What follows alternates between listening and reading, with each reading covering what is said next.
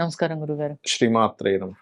గురుగారు ఈ మధ్య మనం చూసినట్టయితే గనక, మొన్న ఈ మధ్య సమంత పెళ్లి భూతశుద్ధి వివాహం అని చెప్పి చేశారు. అవునండి. ఇప్పుడు విజయ్ దేవరకొండ, రష్మిక వాళ్ళ పెళ్లి కూడా ఒక కొడువా వివాహం అంటున్నారు. అసలు అవును. కొడువా వివాహం అంటే ఏంటి గురుగారు? అంటే కుడువ వివాహంలో చేసుకుంటున్నారు. మన సాంప్రదాయంలో 2 పద్ధతులుగా చేసుకుంటున్నారు. ఇది హ్మ్. కర్ణాటక సైడ్ వాళ్ళు ఒక స్పెసిఫిక్‌గా కొంతమంది చేసుకునేటువంటిది. హ్మ్. అయితే ఇక్కడ మీరు అబ్జర్వ్ చేస్తే గనక సమంత గారు చేసుకున్న భూతశుద్ధ వివాహంలోని పంచభూతాలుంటాయి. హ్మ్. మన పద్ధతుల్లోని అగ్ని, నీరు, హ్మ్. ఆకాశం ఈ తత్వం సంబంధం ఉంటుంది. కుడువ వివాహంలో కూడా ఉంటుంది. ఓకే. అయితే ఈ కొడువ వివాహానికి ఉన్నటువంటి ప్రత్యేకత ఏమిటంటే ఊరు అంటారు దీన్ని.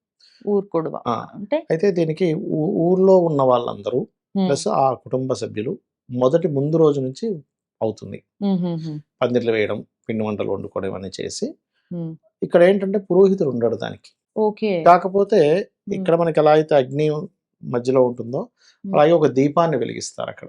దీపం హుహు. వెలిగించి దీపం ఆ యొక్క దీపం సాక్షిగా హుహుహు. వివాహం చేసుకోవడము అనేటువంటిది జరుగుతుంది. మరి పురోహితులు లేకపోతే గైడెన్స్ గురుగారు మరి? అంటే అలా కాదు. ఇక్కడేంటంటే ఒక్కొక్క పద్ధతి ఇప్పుడు చూడండి మీరు హ్మ్. పురాణాల్లో వాటిలోకి వెళ్తే క్షత్రియుడు యొక్క వివాహం ఉండేది. ఎలాగా అతను ఏదో అడవిలోకెళ్ళాడు. అక్కడ ఒక హ్మ్. కన్య కనపడింది. ఇష్టమైంది. అక్కడికక్కడ చేసుకున్నాడు. మరి అక్కడెవరు ఓకే. అట్లా. హ్మ్. అట్లా ఏంటంటే అంటే వీరత్వాన్ని ఒక వీరులకి క్షాత్ర సంబంధించినటువంటి వివాహం లాంటిది. అందుకే హ్మ్. ఈ వివాహంలో పురుషుడికి ఒక కత్తి ఉంటుంది. ఓకే.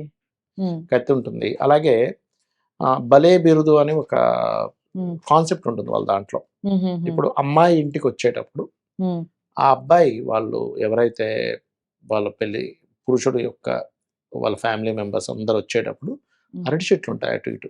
ఆ అరటి చెట్లను కత్తితో నరుక్కుంటూ వస్తారు. ఓహోహో! దాని ఇది అర్థం ఒక ఏంటంటే సాంప్రదాయమే. అదొక సాంప్రదాయం. వాళ్ళ హ్మ్. దాంట్లో ఏంటంటే ఒకటి వీరత్వాన్ని చూపించుకోవడం. పురుషుడు ఏంటి వీరత్వం. హ్మ్. ఏ స్త్రీ అయినా సరే పురుషుడు కొంచెం వీరత్వంగా ఉండాలనుకుంటది. హ్మ్. హ్మ్. అంతే గదా! హ్మ్. అట్లా వీరత్వాన్ని చూపించేటువంటి ఒక సంకేతము. అలాగే స్త్రీ విషయంలో గూడా ఒక ప్రక్రియ ఉంటుంది అందులో. హ్మ్. అదేంటంటే గంగా పూజ అనేటువంటి ఒక ప్రక్రియ ఉంటుంది. ఈ గంగా పూజలో ఏంటంటే గంగా జలం హ్మ్. లేదా మామూలుగా వాటర్ తీసుకొని భుజం మీద గాని, తల మీద గాని కడవ పెట్టుకుంటుంది అమ్మాయి. పెట్టుకొని నడుచుకుంటూ వస్తూ ఉంటే, ఈ పురుషుడికి సంబంధించిన పెళ్ళికొడుకు తరపు వాళ్ళు ఆమెను అడ్డుకుంటూ ఉంటారు. ఆహా! అడ్డుకుంటూ ఉన్నా గాని ఆమె ఆ నీళ్లు వ వ కింద పడకుండా హుహు. నవ్వుతూ ఓపికగా వాళ్ళని దాటుకుంటూ రావాలి.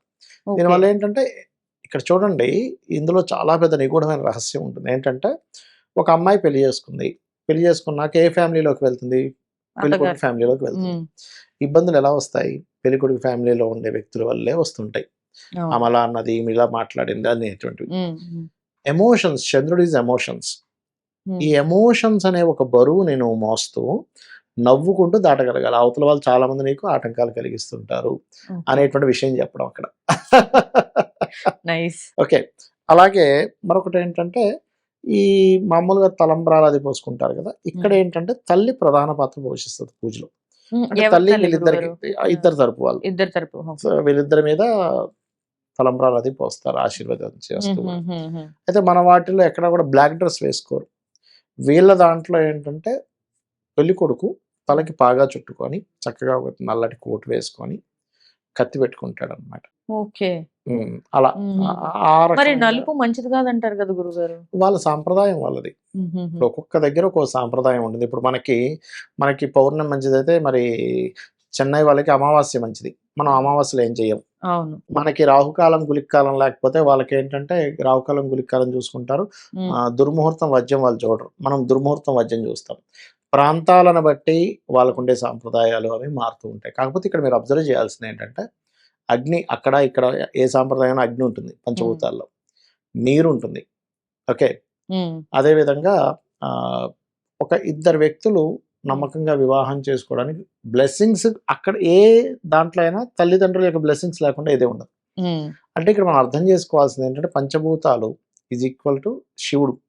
హ్మ్. పంచభూతాలు నమఃశివాయ అంటే పంచభూతాలు గదా! అవును. అలా. అయితే ఇక్కడ నాకు నేను చాలా రీసెర్చ్ చేస్తున్నప్పుడు నాకు అర్థమైన విషయం ఏంటంటే, ఇవాళ రేపు చూడండి వివాహ జీవితాలు పాడైపోవడం, డిస్టర్బెన్స్ అవుతూ ఉంటాయి గదా! హ్మ్. హ్మ్. ఎందుకు డిస్టర్బ్ అవుతుంది అన బాగా రీసెర్చ్ చేస్తే, ఇప్పుడు ఒక ఆడపిల్ల ఉంది.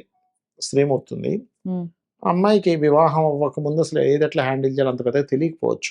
కానీ ఒక్కసారి వివాహం అయ్యి, ఒక పిల్లవాడికి జన్మిచ్చినప్పుడు పాపకో, బాబుకో అక్కడి నుంచి ఒక పెద్ద ఎక్స్‌పర్ట్ లాగా ఆ పిల్లవాడిని ఎలా హ్యాండిల్ చేయాలి, ఎలా పెంచాలో మొత్తం తెలిసిపోద్ది ఆ అమ్మాయికి. అది ఎట్లా వస్తుంది అంటే, ఆ అమ్మాయి ఓన్ చేసుకుంది. నా బిడ్డ, నా తల్లి, నా అమ్మాయి, నా బాబు, పాప నాదని ఫీల్ అయిందో ఆటోమేటిక్‌గా అన్నీ ఎలా వస్తాయో, ఇక్కడ భార్యాభర్తల విషయంలో కూడా నాది అనే ఫీలింగ్ లేనంత సేపు కూడా ఇద్దరి మధ్యన అటాచ్‌మెంట్ ఉండదు. అంటే లవ్ అండ్ అఫెక్షన్ పురుషుడు ఇవ్వాలి. అట్ ది సేమ్ టైమ్ స్త్రీ నుంచి కూడా రావాలి. ఒక వన్ సైడే ఇస్తూ ఉంటే కూడా సరిగ్గా అతకదు. ఇద్దరి వైపుల నుంచి ఉండాలనేటువంటిది చెప్పాలి.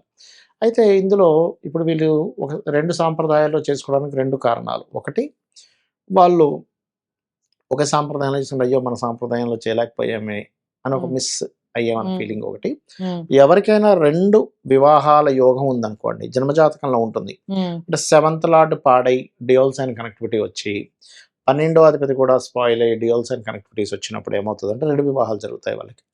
ఇందులో మనం దాన్ని ఒక చక్రాన్ని చాలా క్షుణ్ణంగా పరిశీలన చేయాలి. అంటే ఎలా అంటే కొన్నిసార్లు జీవిత భాగస్వామి ఏదో విదేశాలకు వెళ్తారు.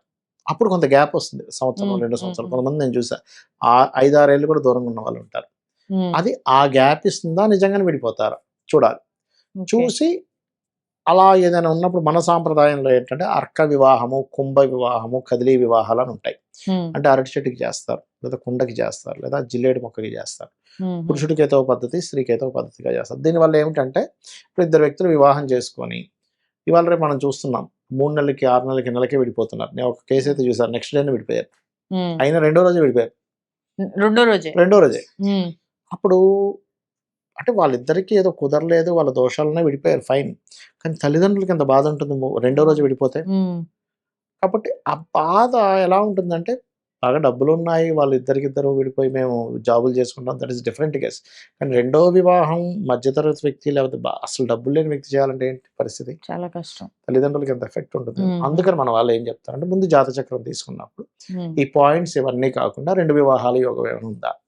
ఉన్నప్పుడు ఈ రకంగా కుంభ వివాహము, అర్క వివాహం, జిల్లేడుతో మొక్కతో కదిలీ వివాహాలు లాంటివి చేయిస్తారు. ఇది చాలా క్లియర్‌గా చూడాలి. ఎలా అంటే కొంతమందికి అఫైర్స్ మాత్రమే ఉంటాయి, రెండో వివాహం జరగదు. చాలా మంది తెలియక కుజదోషం ఉంటే చేయిస్తారు. కుజదోషం ఉంటే చేయించడం కాదు. కుజదోషం ఉంటే ఒక్కొక్క దోషం ఒక్కో దాని మీద ఎఫెక్ట్ చూపిస్తది. ఇప్పుడు లగ్నం మీద ఉందనుకోండి, లగ్నం మీద ఉంటే కుజదోషం అనుకోకూడదు. అది ఆ వ్యక్తి యొక్క ఆలోచన విధానం మీద చూపిస్తుంది.